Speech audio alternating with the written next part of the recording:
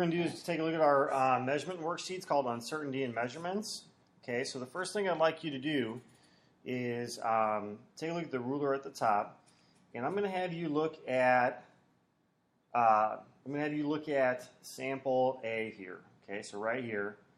Oh no, that's not what I want. Let's do H. Okay, we're going to do H, and so what I'd like you to do for letter H is I want you to write down the measurement as you see it. Okay, so go ahead and pause your video at home or in school, wherever you're at. Go ahead and pause that video. Write down your measurement, and then once you've got it down, we'll go ahead and write our answer down. Okay, so go ahead and pause your video. Write your answer. Now that you're back, let's check your answer. And so I will say we see that it's between 20 and 21, so we're going to write 20. Each of these lines is worth a tenth, so this is going to be the 5, 0.6, 0.7, 0.8, 0.9, 0.9, and then a lot of you can probably say it's in the middle and maybe put a 5 there. Okay?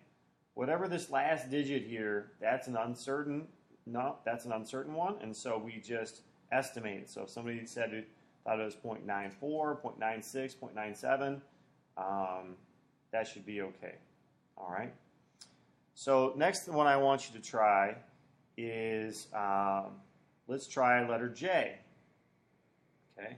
Try letter J on your own. Do the same thing again. Go ahead and pause the video and write down your answer and then come back. All right? So we're doing letter J. All right, so for letter J, a lot of people are going to say, okay, it's between 19 and 20, so it's 19, and then we got 0.1, 0.5, 0.6, 0.7. Now, the thing about this, though, is that we're using the same measuring device. So when you're using the same measuring device, you want to have the same number of decimal places. The decimal place is really going to let you know. They're going to let you know whether or not how the instrument is calibrated, and also how accurate it is. That's the big thing. So the best answer actually for this is going to be 19.70 if you thought letter J was right on the line. Okay? So all your answers for number 1 here is, in this first section here with this ruler, your answers are going to have 2 decimal places. Okay? Another way to think about that, kind of rationalize it in your head, for one thing you could say, well, what if I thought it was a little bit past 19.7? So I might say 19.71. If I thought it was a little bit before that, I might say 19.69 or 68.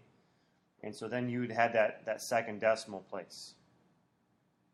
A third way to think about this, and I think this is even really more sound, is to say, what is this calibrated to? What are each of these lines worth on our ruler? And they're worth a tenth.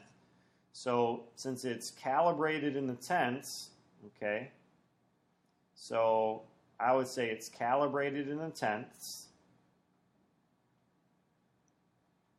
So what that tells us that we estimate in the hundredths. All right? That's kind of the idea. Keep that in mind when you're going to answer the rest of these here, and then sort of kind of working backwards. And so go ahead and finish this side here. The sub is going to show you the answer key there, and then what we're going to have is also the next page, page 47. Let's take a look at those questions. I'll show you how to go and solve it. Okay, so on this particular worksheet, what we've got is we've got our measurement, and so we have a tool, calibrated, and estimating. The tool is what you would use to get that. So in our example, since we're measuring grams, we'd use a balance. This is saying we're calibrated in the tenths and estimating to the hundredths.